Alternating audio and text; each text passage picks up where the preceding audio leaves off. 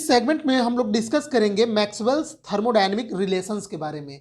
कुल 4 thermodynamic relation Maxwell ने derive किया था। First law of thermodynamics and second law of thermodynamics के मैथमेटिकल इक्वेशन का यूज करके। यहीं पे आप लोगों को मैं एक चीज बता देना चाहता हूं कि मैक्सवेल ने 4 रिलेशन इलेक्ट्रोमैग्नेटिज्म में भी डिराइव किया था। तो आप लोग पहले एग्जाम में क्वेश्चन पेपर आएगा तो पहले अच्छे से देख लीजिएगा कि मैक्सवेल के थर्मोडायनेमिक रिलेशंस की बात की जा रही है कि मैक्सवेल के इलेक्ट्रोमैग्नेटिक के जो रिलेशंस हैं उनकी बात की जा रही है। ठीक, तो आज हम लोग जो पढ़ने वाले हैं वो मैक्सवेल के थर्मोडायनेमिक रिलेशन के बारे में पढ़ने वाले हैं। तो जैसा कि हमने बताया कि फर्स्ट लॉ ऑफ थर्मोडायनेमिक्स आप लोगों को बहुत बार पढ़ाया जा चुका है कि फर्स्ट लॉ ऑफ थर्मोडायनेमिक्स का ये मैथमेटिकल इक्वेशन होता है कि change in heat delta Q equal to change in internal energy delta U plus P DV, जो कि वर्क डन होता है। ठीक है, ये है इक्वेशन नंबर 1। और सेकेंड लॉ ऑफ थर्मोडायनेमिक्स का मैथमेटिकल स्टेटमेंट होता है change in heat D Q equal to T D S, यानी change in entropy times temperature. ये सेकेंड लॉ ऑफ थर्मोडायनेमिक्स का मैथमेटिकल स्टेटमेंट है। अब आप देख पा रहे होंगे कि दोनों साइड ये डेल्टा क्यू यानी चेंज इन हीट है, तो उसको हम लोग इक्वेट कर देंगे। तो जैसे ही आप लोग इक्वेट करेंगे तो आपको ये एक इक्वेशन मिल गया। हम इस इक्वेशन को इंटरनल एनर्जी के टर्म्स में लिख लेते हैं। तो इंटरनल एनर्जी यानी इंटरनल एनर्जी में होने वाला change D U equal to T D S minus P D V, इसको इक्वेशन नंबर 3 मानते हैं। अब हम लोग क्या करेंगे, देखिए इसको अब यहाँ से डिराइव करने का एक अपना एक मेथड है। इसी मेथड को आप लोग अपने दिमाग में बैठाइएगा कि कैसे हम लोग फॉलो कर रहे हैं। Consider S U V are functions of 2 independent variable X and Y. Here X and Y can be 2 variables out of P V T S. अब यहाँ पे अब एक चीज आप लोग समझेंगे कि हम लोग क्या मानते हैं कि जो ये S यानी एंट्रोपी है, U यानी इंटरनल एनर्जी है और V यानी जो वॉल्यूम है, ये फंक्शन है 2 वेरिएबल्स X और Y के। अब ये X और Y कोई भी थर्मोडायनेमिक वेरिएबल्स हो सकता है out of these 4 variables, pressure, volume, temperature and ये एंट्रोपी S। मैं फिर से बता दे रहा हूं कि SUV, जो S entropy, internal energy, volume, इन तीनों को हम मानेंगे कि ये जो तीनों है ये फंक्शन ऑफ एक्स वाई है। अब ये एक्स वाई कोई भी थर्मोडायनेमिक वेरिएबल हो सकता है इन चारों में से, pressure, volume, temperature and entropy S में से। तो ऐसे में अब चूंकि ये जो है एस यू वी ये फंक्शन ऑफ एक्स वाई है, तो एक्स और वाई जो वेरिएबल्स हैं, इंडिपेंडेंट वेरिएबल्स या थर्मोडायनेमिक वेरिएबल्स, इनमें होने वाला चेंज इन फंक्शन में होने वाले चेंज का कारण बनेगा। तो आप लोग मैथमेटिक्स में ये लिखना जानते हैं कि मान लीजिए u जो है, u is a function of X Y है और x और y में कोई चेंज होता है तो उसके कारण इस u में इंटरनल एनर्जी में क्या चेंज होगा, इसको लिखने का ये तरीका होता है। du is equal to del U by del X at constant y into D X plus del U by del Y at constant x into D Y. अगर आप लोगों को कोई समस्या हो रही है तो मैं आप लोगों को एक जनरल फॉर्मूला इसका लिख के दिखाता हूं चेंज का। जैसे मान लीजिए कोई भी एक आप वेरिएबल ले लीजिए, मैं u ही ले लेता हूं। चलिए u इंटरनल एनर्जी है, मान लेते हैं u is a function of X Y Z. ये एक्स वाई जेड 3 वेरिएबल पे डिपेंड करता है। एक्स वाई जेड में किसी भी प्रकार का चेंज होगा तो इस फंक्शन u में भी चेंज होगा। तो इस फंक्शन u में होने वाला चेंज हम लोग जनरल वे में कैसे लिखते हैं, D U is equal to del U by del X into D X plus del U by, ये पार्शियल इंटीग्रल है, sorry partial differential, del U by del Y into D Y plus del U by del Z into D Z. ये तो तीन ये variables है, तब यहाँ तो 2 ही वेरिएबल्स हैं। तो जब हम लोग u को x के सापेक्ष में पार्शियली डिराइव करेंगे तो उस समय y कांस्टेंट रहेगा, और u को जब y के सापेक्ष में हम लोग पार्शियली डिराइव करेंगे तो उस समय x कांस्टेंट होगा। तो ये ब्रैकेट में ये जो ऐसे यहाँ y लिखा है ना, तो इसका मतलब कि ये इसके अंदर del U by del X है। तो यानी u जो फंक्शन है, जो कि एक्स वाई का फंक्शन है, इसको डिराइव किया गया है x के सापेक्ष में, तो उस दौरान y को कांस्टेंट रखा गया है। ठीक इसी प्रकार हम s में होने वाला चेंज ds निकाल लेंगे और v में होने वाला चेंज dv निकाल लेंगे। अच्छा, आप लोगों का एक प्रश्न आ सकता है कि SUV को ही क्यों चुना गया है। देखिए वो इसलिए क्योंकि इस इक्वेशन 3 को देखिए, यहाँ पे du है, यहाँ पे ds है, यहाँ पे dv है। यानी जो इस इक्वेशन में change in internal energy du, change in entropy ds and change in volume dv है, इसीलिए SUV को लिया गया है इन्हीं तीनों का हम चेंज लिखेंगे एक वेरिएबल x और y में, और बाद में हम लोग ये चारों का कॉम्बिनेशन फिट करेंगे तो हमें चारों इक्वेशंस मिल जाएंगे। ठीक, अब हम लोग ये du, ds और dv को इक्वेशन नंबर 3 में पुट कर देते हैं। सिंपल सा कैलकुलेशन है, कोई भी इसमें रॉकेट साइंस नहीं है। जैसे ही हम ये du, ds और dv को इसमें पुट करेंगे, देखिए ये इतना पार्ट ये है du का, ये इतना पार्ट ds का हमने पुट किया है, और ये इतना पार्ट हमने dv का पुट किया है। कुछ करना नहीं है। अब क्या करिए, यहाँ पे जो बाहर है उनको मल्टीप्लाई कीजिए, और dx का जो कोफिशियंट है और dy का जो कोफिशियंट है वो अलग अलग कलेक्ट करिए। ऐसा क्यों? क्योंकि यहाँ पे देखिए ये dx का ये कोफिशियंट है और dy का ये कोफिशियंट, तो इधर भी हम सेम लाएंगे ताकि हम लोग उसको क्या कर सके, इक्वेट कर सके। तो यहाँ पे ये dx हमने कॉमन ले लिया, तो ये dx का कोफिशियंट हो गया, ये dy तो ये dy का कोफिशियंट। अब इधर ये dx का और ये dy का कोफिशियंट है, तो दोनों साइड dx और dy के कोफिशियंट बराबर होने चाहिए। तो हम लोग जैसे ही इक्वेट करेंगे तो ये इतना पार्ट बराबर हो जाएगा ये इतने पार्ट के del X del U by del X constant Y, और ये इतना पार्ट बराबर हो जाएगा इस वाले पार्ट के। तो यहाँ पे हमने इसको अलग अलग लिख दिया। देखिए ये दोनों लिख दिया, इसको इक्वेशन 4 और 5 मान लेते हैं। अब हम लोग क्या करेंगे, ये इक्वेशन 4 में देखिए ये del U by del X at constant Y है, तो हम लोग इसको डिफ्रेंशिएट करेंगे y के रिस्पेक्ट में।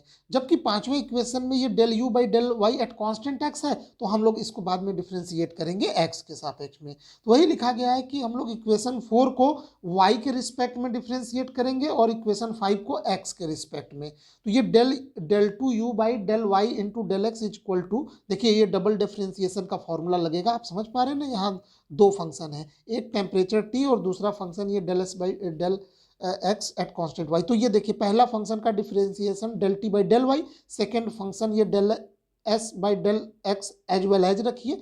फिर दूसरी बार में ये पहला फंक्शन एज वेल एज और दूसरे फंक्शन का डिफरेंशिएशन करेंगे तो del two S by del Y into del X आएगा। ठीक इसी प्रकार इसमें भी डबल फंक्शन का डिफरेंशिएशन का ये फॉर्मूला लगा दिया गया है, तो ये आप लोग कर लेंगे। इसी प्रकार हम लोग इस वाले इक्वेशन को del U by del Y को एक्स के सापेक्ष में डिफ्रेंशिएट करते हैं, तो इसमें भी यहाँ पे डबल फंक्शन का दोनों जगह पे फॉर्मूला लगेगा। तो यहाँ पे डबल फंक्शन के डिफ्रेंशिएशन का हमने फॉर्मूला यहाँ पे लगा दिया। अब एक बात ध्यान देंगे, क्योंकि ये डी यू डी एस और डी वी ये सब के सब परफेक्ट डिफरेंशियल है, तो परफेक्ट डिफरेंशियल है तो उसमें ऑर्डर ऑफ डिफरेंशिएशन मैटर नहीं करेगा। यानी अगर यू को हम पहले यहाँ पे मान लीजिए वाई के सापेक्ष में डिफरेंशिएट किए, फिर जब एक्स के सापेक्ष में डिफरेंशिएट करेंगे, या फिर पहले u को आप x के सापेक्ष में डिफरेंशिएट कर दीजिए, फिर y के सापेक्ष में डिफरेंशिएट करेंगे, तो यहाँ पे del two U by del X into del Y और यहाँ पे del two U by del Y into del X, ये दोनों बराबर होगा। यानी पहले x के सापेक्ष में डिफरेंशिएट करके y के सापेक्ष में डिफरेंशिएट करिए, या पहले y के सापेक्ष में डिफरेंशिएट करके फिर x के सापेक्ष में डिफरेंशिएट करिए, दोनों बराबर होगा। यही सेम केस s में भी लागू होगा, यही v में भी, ये दोनों बराबर होंगे क्योंकि ये परफेक्ट डिफरेंशियल होते हैं। ऐसे में जब ये बराबर हो जाएंगे तो अब देखिए यहाँ पे ये इसका राइट हैंड साइड और इसका राइट हैंड साइड बराबर हो जाएगा ये वाला, क्योंकि लेफ्ट हैंड साइड बराबर हो जाएंगे ऑटोमेटिक। तो जैसे ही आप इसको बराबर करेंगे तो कुछ फैक्टर देखिए ये कैंसिल आउट हो जाएंगे, ये वाला और ये वाला फैक्टर कैंसिल आउट हो जाएगा। तो यहाँ पे एक सिंप्लीफाई इक्वेशन मिल गया और ये है हमारा इक्वेशन नंबर 6। अब इसी इक्वेशन से हम आगे का पूरा इक्वेशन डिराइव कर लेंगे। कैसे? अब देखिए इस इक्वेशन में हम लोग x और y के कॉम्बिनेशन फिट करेंगे। मतलब ये जो x और y कोई भी हमने थर्मोडायनेमिक वेरिएबल्स लिया था, अब हम इसमें ये कॉम्बिनेशन लगा के PVTS में से सेलेक्ट करेंगे। ठीक है, यही लिखा गया है, it is Maxwell general thermodynamic relation. Now for independent variables x and y we may take any part of variables PVTS में से। इसके लिए मैंने ये एक टेबल बनाया है, इधर x है इधर y, और फर्स्ट इक्वेशन निकालने के लिए हम लोग x बराबर s पुट करेंगे, y बराबर v। सेकेंड इक्वेशन निकालने के लिए x बराबर t और y बराबर v। फिर थर्ड इक्वेशन निकालने के लिए हम x बराबर s और y बराबर p, और फोर्थ के लिए हम लोग x बराबर t और y बराबर p पुट करेंगे। ठीक है, इसको आप लोग याद रखिएगा। कैसे याद रखेंगे? देखिए यहाँ पे ऐसे, इधर x वाले में st कर दीजिए और y वाले में vv pp। समझ में आया ना? st vv pp इस तरह से कर देंगे। ठीक है, तो पहले में sv tv sp tp ये कॉम्बिनेशन रहेगा, इसमें आप कोई चेंज नहीं करेंगे अपने से। फर्स्ट रिलेशन के लिए putting x equal to s and y equal to v in equation number 6। चलिए इक्वेशन नंबर 6 देखिए, बार बार हम बताएंगे नहीं, इसी इक्वेशन में हम वैल्यू पुट करेंगे। तो चलिए जहाँ जहाँ x है वहाँ s पुट कर दीजिए। देखिए यहाँ पे पुट हुआ है, फिर उसके बाद और कहाँ पे x है, देखिए यहाँ पे मैं बता दे रहा हूँ, यहाँ पे x है, यहाँ पे x है, ये 4 जगह पे ये है, और y भी इसी तरह 4 जगह पे है, तो पुट कर देना है ये x और y। अब देखिए यहाँ पे ये del s by del S at constant volume है, तो इसका वैल्यू 1 आएगा, ये कट के 1 आ जाएगा। यहाँ पे देखिए del v by del S at constant volume. अब जरा एक बात बताइए, यहाँ पे डिफ्रेंशिएट किया गया है del v by del S, लेकिन वॉल्यूम को कांस्टेंट रख दिया गया है। तो ये बताइए, अगर वॉल्यूम कांस्टेंट है तो डेल v का वैल्यू तो जीरो हो गया ना। आप समझ रहे हैं कि नहीं? जैसे यहाँ पे del v by del S at constant volume है, तो ये ऊपर जो आप डिफ्रेंशिएट कर रहे हैं डेल v, आपने वॉल्यूम को ले लिया है कांस्टेंट, तो डेल v की वैल्यू तो वैसे भी जीरो हो जाएगी, चेंज इन वॉल्यूम। इसी प्रकार ये वाला फैक्टर भी जीरो होगा, क्योंकि del S by del V आप निकाल रहे हैं एट कांस्टेंट एंट्रोपी एस, तो ऊपर डेल एस है तो वो तो वैसे भी जीरो हो जाएगा, क्योंकि एस कांस्टेंट हो जाएगा। तो ये दो फैक्टर जीरो हो जाएंगे, बाकी सब में ऐसा कुछ भी नहीं होगा। तो जैसे ही आप इस वैल्यू को पुट करेंगे तो आपको एक रिलेशन मिलेगा, del T by del V at constant entropy S equal to minus del P by del S at constant volume V. This is Maxwell's first thermodynamic relation. इसी प्रकार हम लोग क्या करेंगे, दूसरा कॉम्बिनेशन यहाँ से पुट करेंगे। देखिए ये सेकंड इक्वेशन के लिए x बराबर टी पुट करेंगे, यहाँ पे x बराबर टी और y बराबर v। तो चलिए इसको पुट कर देते हैं। पुटिंग x बराबर टी एंड y बराबर v इन इक्वेशन 6।